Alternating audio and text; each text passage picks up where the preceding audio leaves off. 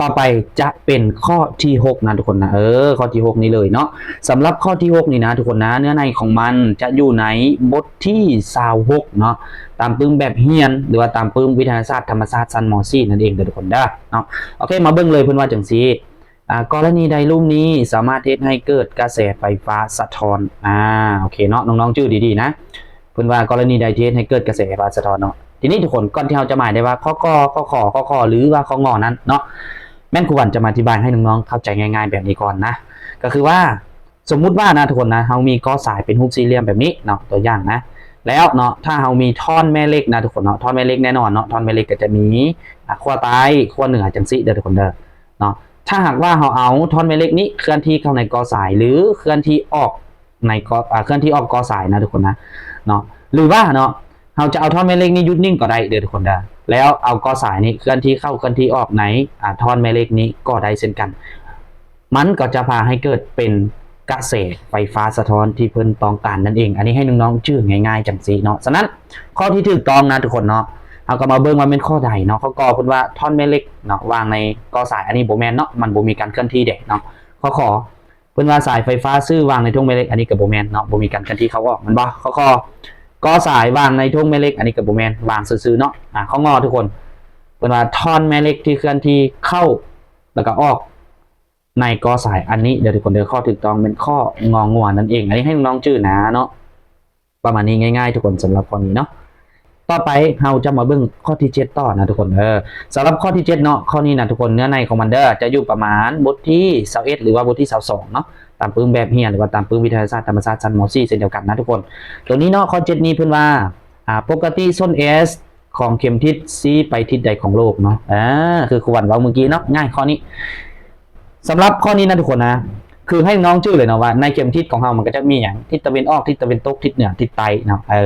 วันนี้เข็มทิศจะชี้ไปทางไหนง่ายๆเลยนะทุกคนนะก็คือว่าปกติแล้วเข็มทิศเนาะมันจะเกี่ยวข้องกับพวกธงแม่เหล็กของโลกนะทุกคนนะธงแม่เหล็กของในโลกนั่นเองเนาะ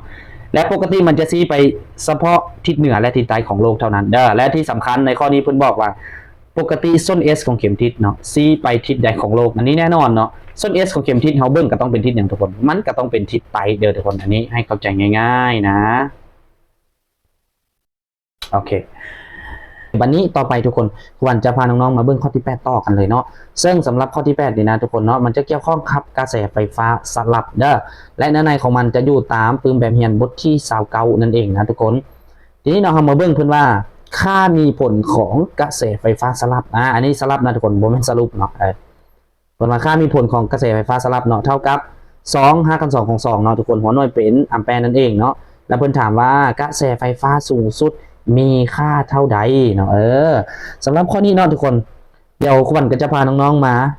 เขียนสิ่งที่ฮู้ก่อนละกันเนาะฮู้อย่างแรกทุกคนมาเบิ่งเนาะอย่างแรกเพิ่นว่าค่ามีผลของกระแสไฟฟ้าสลับนะทุกคนเนาะเท่ากับ2 5 2ของ2มันเป็นแอมแปร์นี้อันนี้ให้น้องจือเนาะ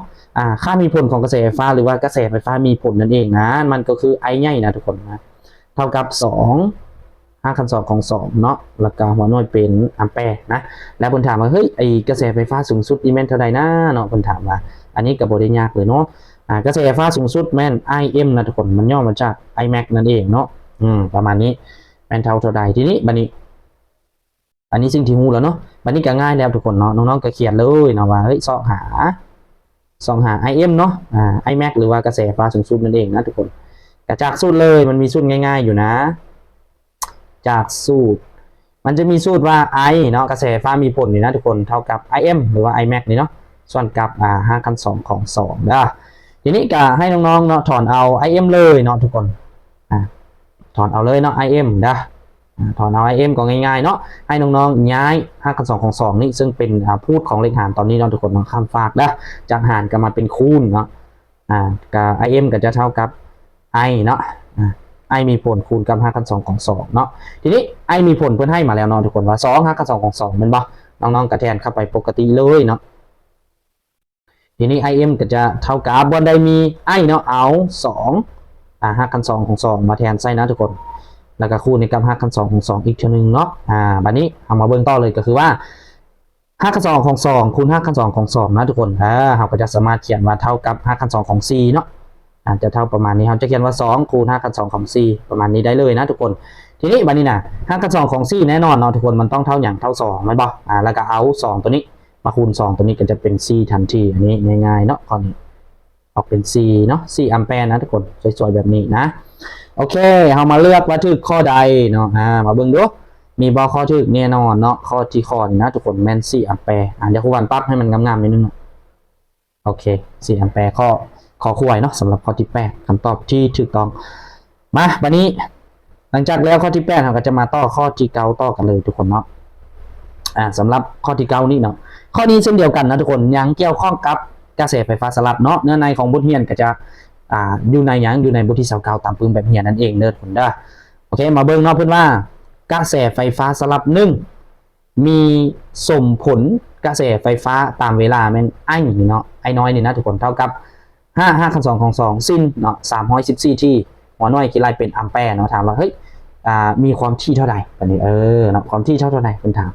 อันนี้เส้นเดียวกันเนาะบ่ได้ยากนะทุกคนเดี๋ยวครูวันจะแนะนำน้องๆอย่างสีเนาะทำอิฐก็เขียนสิ่งที่ฮู้ก่อนเลยนะ เอาฮู้อย่างแน่เพื่อให้สมผลของกระแสไฟฟ้าเปลี่ยนแปลงตามเวลามาเนาะนี่เป็น5คูณ2ของ2เนาะแล้วก็ผลกับสิ้นเนาะ314ที่นะทุกคนหัวน้อยก็กี่ไรเป็นแอมแปร์นะประมาณนี้เนาะแล้วเพิ่นถามว่าเฮ้ยอยากได้ความถี่เท่าไหร่เนาะความถี่กับตัว f น้อยนะทุกคนเนาะนี่คือความถี่จ้ะแค่2อย่างนี่ก็ถือว่าจบละข้อนี้นะเนาะไอ้ละบัดนี้ทุกคนเนาะเบื้องต้นเนาะก่อนที่น้องๆจะไปซอกหา f นี่นะเนาะก่อนจะใช้แบบสูตรซอกหา f นี้ผมจะแนะนำน้องๆจังสิเนาะสมมติว่าณตอนนี้เนาะบ่เป็นสมมุติแล้วเนาะข้อนี้เลยแหละทุกคน ตามความเป็นจริงคือว่าเพื่อให้อย่างมาเพื่อให้สมผลของความเข้มเนาะกระแสไฟฟ้าเปลี่ยนแปลงตามเวลามาจังสิเนาะให้น้องๆเอาสมผลนี้นะทุกคนไปเทียบกับสมผลของความเข้มกระแสไฟฟ้ารวมก่อนนะเนาะจากสมผลตัวนี้แหละเนาะ I เท่ากับ5คูณ2ของ2เนาะสิ้น314ที่นะทุกคนเนาะเอาได้กับเป็นแอมแปร์นะให้น้องๆเอาสมผลตัวนี้เนาะไปเทียบกับสมผลรวมเนาะของกระแสไฟฟ้าเปลี่ยนแปลงตามเวลาเด้อทุกคนน้องๆก็เอามาเทียบเลยเนาะก็จะเป็น I เนาะสมผลรวมนะเท่ากับ IM นะทุกคนสิ้นเนาะโอเมก้าทีเนาะเอาน้อยกับกี่ไรเป็นอย่างกี่ไรเป็นแอมแปร์เนาะประมาณนี้นะเป็นอย่างต้องเปรียบเทียบทุกคนคือให้น้องจื้อเลยนะว่าการที่จะซ่องหา F น้อยเนาะในกรณีนี้มันต้องเกี่ยวข้องกับโอเมก้าตัวนี้นะทุกคนฉะนั้นเมื่อเราเอาสมผลที่เพื่อนให้มานี่เนาะมาเทียบกับสมผลรวมของมันนี่สำหรับกระแสไฟเปลี่ยนแปลงตามเวลานะทุกคนเนาะ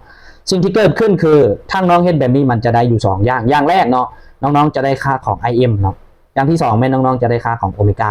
แต่ว่าข้อนี้เราเอาแค่ค่าของโอเมก้าก็พอแล้วบ่จำเป็นต้องเอาค่าของ IM เนาะเพราะว่ามันบ่ได้เกี่ยวกับ IM ที่เพิ่นบอกมาอยู่ในนี้นะทุกคนฉะนั้นการเปรียบเทียบแบบนี้ให้น้องเทียบเลยเนาะตำแหน่งต่อตำแหน่งเห็นปะมาเบิ่งตำแหน่งของโอเมก้าเนาะทุกคนในสมผล2มันอยู่นี่เนาะเทียบกับตัวเลขอยู่ในสมผลที่เพิ่นให้มาสมผลรวมกับแม่นตัวเลขตัวนี้เป็นปะแสดงว่าอย่างแสดงว่าโอเมก้านี่นะเนาะเท่ากับ314อันนี้ให้น้องชื่อว่าตำแหน่งต่อตำแหน่งนะทุกคนฉะนั้นจากการเปรียบเทียบของเฮาเนาะแม่นเฮาจะถอนได้โอเมก้าอยู่เท่าใดทุกคนเท่ากับ314ทีเนาะบ่แม่น314ทีขอโทษ314เนาะหัวน้อยต้องเป็นราเดียนต่อวินาทีนะทุกคนสำหรับโอเมก้านี่คือค่าของความไวมุมนั่นเองนะโอเคบัดนี้เมื่อเราได้โอเมก้ามาเรียบร้อยแล้วเนาะครับไปซอกหา F ง่ายเลยเนาะทุกคนเพิ่นจะมีสูตรอยู่ในบทที่29แหละเนาะมีสูตรง่ายๆจังซี่เด้อทุกคนเราจะไปซอกหาF เนาะเท่าใดนี่นะจะจากสูตรเนาะจากสูตรโอเมก้าเนาะเท่ากับ2 PF นะทุกคนเราก็ถอนเอาเลยแบบนี้เนาะถอน F ก็เท่ากับอย่างเท่ากับโอเมก้าเนาะส่วนกับ2 ปีเด้อทุกคนปีก็คือค่าตายตัวเนาะทุกคน 3.14 นะกรณีนี้เด้ออันนี้ก็จะเท่ากับอย่างก็จะเท่ากับโอเมก้ากับ314นะส่วนให้กับอย่างส่วนให้กับ2เนาะปีก็คือ 3.14 นะทุกคนโอเคเนาะประมาณนี้เดี๋ยวครูวันยับน้อยนึงเนาะยับข้อที่10ลงหน่อยนึงนะทีนี้บัดนี้เรามาเบิ่งต่อเลยเนาะก็คือถ้าเฮาเนาะทุกคนถ้าเอา2นี่คูณกับ3.14เนาะมันจะออก 6.38 นะแสดงว่านะตอนนี้มันคือ314หาร 6.38เด้อทุกคนมันจะออกอยู่ Hz นั่นเองเนาะf นี่นะเนาะจะเท่าอยู่50 Hz นะทุกคนอันนี้ง่ายๆเลยเนาะ50 Hz หรือว่า50 Hz เนาะหรือว่าบางกรณีเนาะทุกคนมันก็จะออกเป็นเอิ้นว่าเป็นฮอบต่อวินาทีก็ได้เช่นกันเนาะสำหรับหัวหน่วยของอย่างหัวหน่วยของความถี่ f นี่เนาะฉะนั้นข้อที่ถูกต้องเป็นข้อใดก็คือข้อกอไก่นะประมาณนี้เนาะจบไปสำหรับข้อที่9นะทุกคนบัดนี้เราจะมาเบิ่งข้อที่10เนาะทุกคนเนาะมาเบิ่งเลยเนาะข้อที่10นี้ก็ยังเป็นอีกข้อนึงนะทุกคนนะที่เกี่ยวข้องกับกระแสไฟฟ้าสลับเนาะเนื้อในก็คืออยู่บทที่29ตามปืนแบบเฮียนนั่นเองเด้อทุกคนมาเบิ่งกันเนาะเพิ่นว่าจังซี่สมผลของผลลบระดับไฟฟ้าเนาะสลับตามเวลาแม่นเนาะอันนี้คือสมผลของผลลบระดับไฟฟ้าเปลี่ยนแปลงตามเวลานะทุกคนก็คือ U น้อยเนาะเท่ากับ225 กับ2สิ้น100 pt เนาะน้อยกับกี่ไรเป็นโวลต์นะทุกคนถามว่าเฮ้ยค่ามีผลเนาะค่ามีผลมีเท่าไหร่อันนี้เนาะอันนี้ให้น้องจื้อจังสิเนาะเวลาเบิ่งคำถามเด้อทุกคนคือถ้าว่าเพื่อนให้ซอกค่ามีผลเนาะให้เบิ่งสมผลเบื้องหน้านี้ถ้าเป็นสมผลของ U เนาะค่ามีผลก็คือจะเป็น U มีผลนะทุกคนผลลบมีผลนั่นเองเนาะแต่ถ้าสมผลเบื้องหน้านี้เป็นอย่าง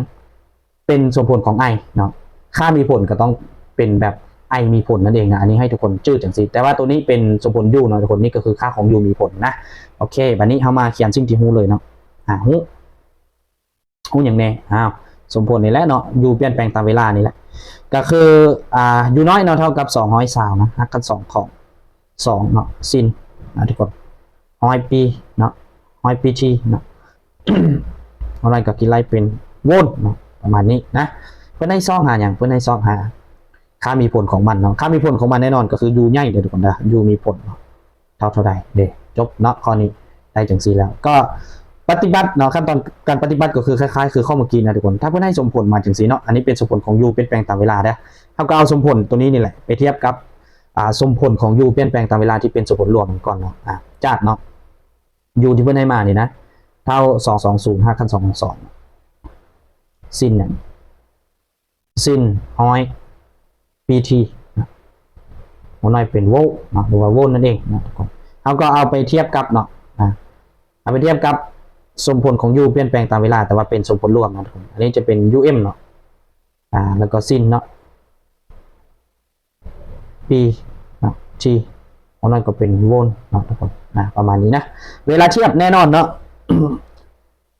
คือขวัญว้าวคล้ายๆคือข้อเมื่อกี้เลยทุกคนเนาะบอกว่าจะเป็นสมผลของ U หรือสมผลของ I นะเวลาเขียนมาเนาะอยู่ในนี้มันก็จะได้ค่า2อย่างคือในกรณีนี้นะอันที่1เขาจะได้ค่าของ UM เนาะอันที่2คือได้ค่าของโอเมก้าเนาะแต่ว่าข้อนี้เนาะทุกคนเราต้องการแม่นตัว U เนาะผลลบระดับไฟฟ้ามีผลของมันฉะนั้นเนาะมันจะเกี่ยวกับ UM เด้อทุกคนเราก็เอา2สมผลนี้เนาะเทียบกันเด้อทุกคนตำแหน่งต่อตำแหน่งเนาะเห็นป่ะให้น้องเบิ่งนะ UM อยู่นี่เป็นป่ะมาเทียบกับสมผลถึงกับเป็นตำแหน่งนี้ที่เป็นค่าของ UM นะทุกคนแสดงว่า UM แม่นเท่า220คูณ5 กัน2ของ2เนาะอันนี้ง่ายๆนะทุกคนจากการเทียบเราจะได้เลยว่าเฮ้ย UM เนาะ UM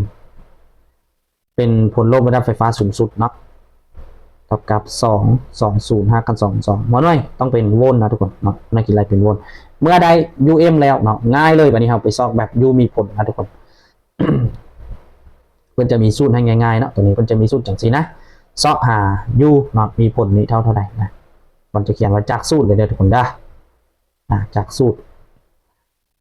U เนาะมีผลเท่ากับ U สูงสุดหรือว่า UM นี่ส่วนกับ5 กัน2ของ2ประมาณนี้เนาะทีนี้เนาะเขาก็แทนค่าเข้าไปเลยเนาะทุกคนง่ายๆเด้อแทนค่าเข้าไปเลยก็จะได้ U เท่ากับวันใดมี UM ก็เอาอย่างทุกคนเอา220คูณ5 กัน2ของ2ส่วนให้กับ5 กัน2ของ2บ่ทีนี้5 กัน2ของ2กับ5 กัน2ของ2ก็คัดกันไปได้หรือว่าหารกันไปเนาะก็เหลือ1เนาะ